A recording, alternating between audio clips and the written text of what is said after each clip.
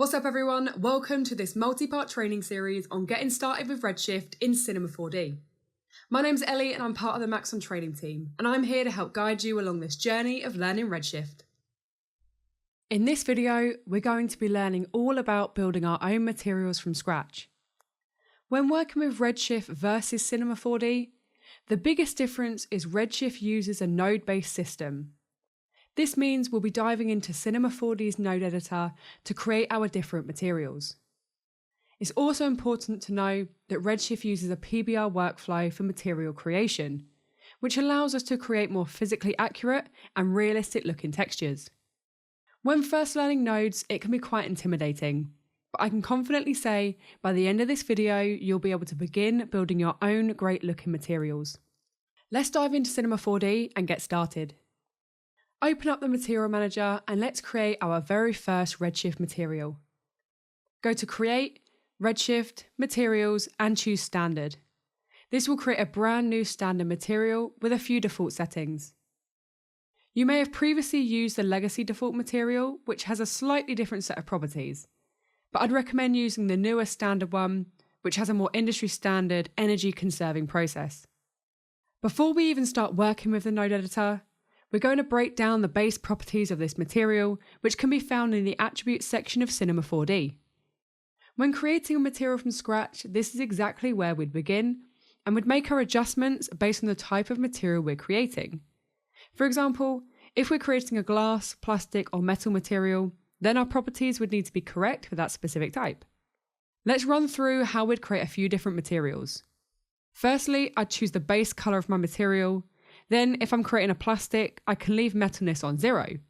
But if I'm creating a metal material, then I'd need to increase the metalness amount. And now I can easily go between a plastic or a metal with one setting. You'll notice that most of our settings range from a value of 0 to 1, 0 being disabled or a 0% value, and anything above 0 being enabled, with 1 being 100% value.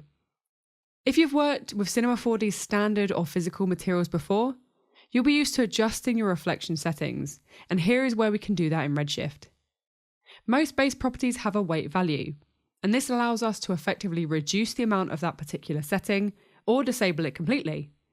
For example, if we don't want any reflections, we can drop our weight value to 0. We can also control individual roughness and IOR of our material to match real-world examples. Transmission is our refraction, and we can use the weight input to enable this when creating transparent or translucent materials like glass. We can then tint them by changing the transmission colour. I'll be covering subsurface, thin film and some of the other base settings in a later video. So if we skip down to emission, here we can create a self-illuminating or emissive material. All we need to do is choose our colour, then increase our weight value. Quick side tip, we can go above 1 for this input. We've just taken a quick look at some of the main base properties of the Redshift standard material, and so far we haven't needed to open the node editor. But now it's time to dive in and start introducing ourselves to the world of nodes.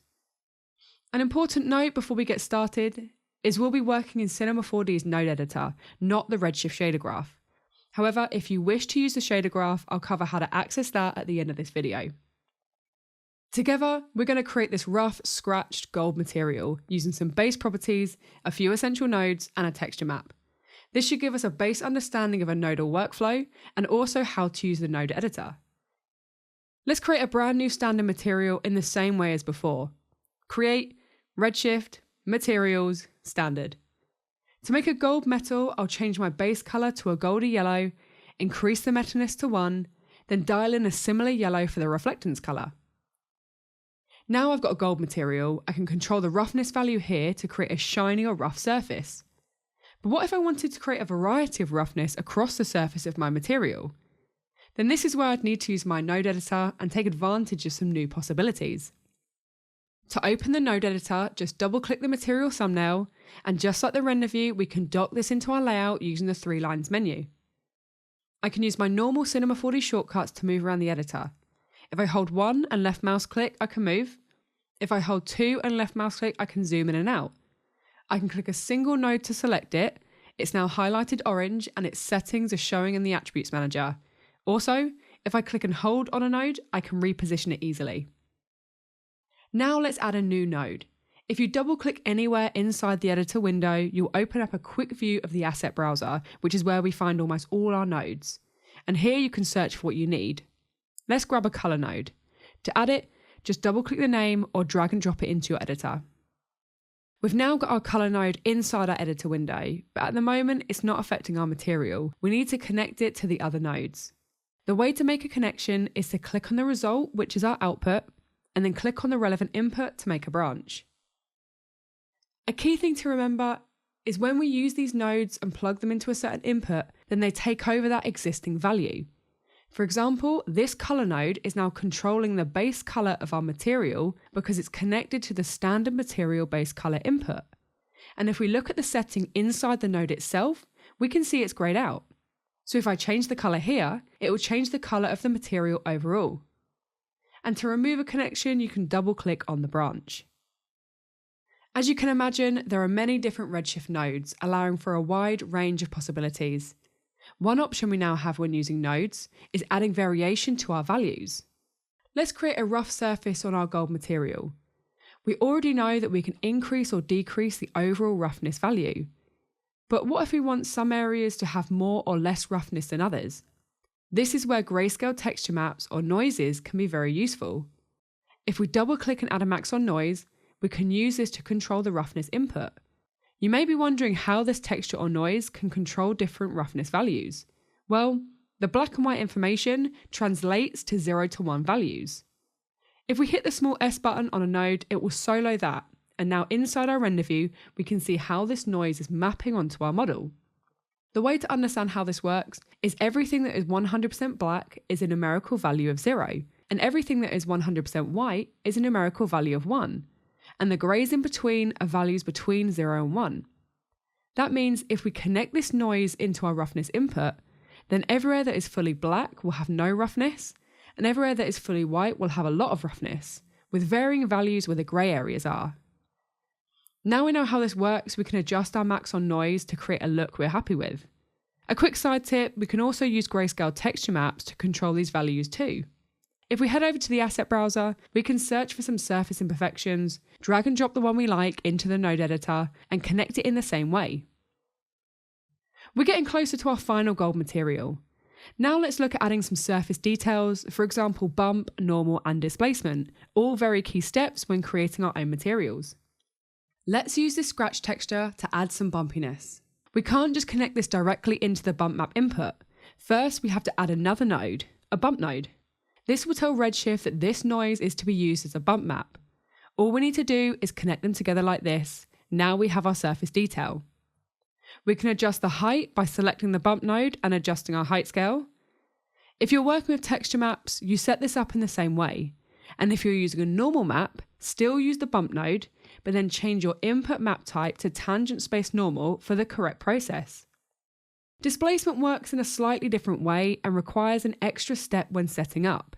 Let's use a different max on noise for some smaller details. Again, we need a node to tell Redshift that this noise is to be used as a displacement map, and you guessed it, it's the displacement node. You'll notice we don't have an input for this on our standard material, and just to be sure, we can click and hold our branch and let go over the material thumbnail to see a list of all available inputs. When it comes to displacement, this needs to be connected to the output node itself, and you'll notice even though it's now been added, we can't see it. This is where we need to do that extra step. We need to add a Redshift object tag to our model. Right-click the model, go to Render Tags, then select the RS object. We'll cover this in more detail in a later video, but for now, just go to the Geometry tab, and here we can enable our tessellation and displacement. We have two main settings here. Maximum displacement, which controls the max length the shaders or textures will be displacing the vertices, and displacement scale, which scales the result. If this value is set too low, you will see some clamping or clipping.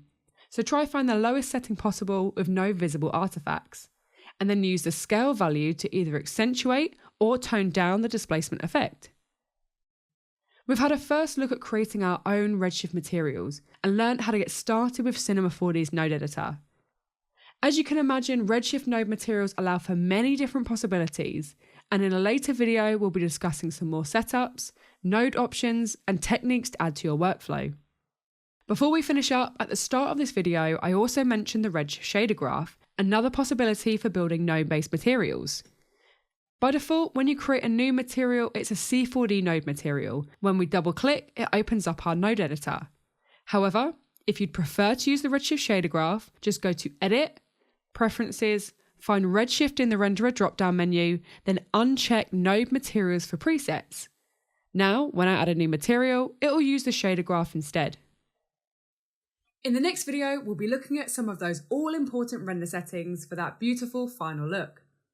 In particular, looking at bucket quality, taking advantage of denoising, and of course, global illumination. I'll see you there.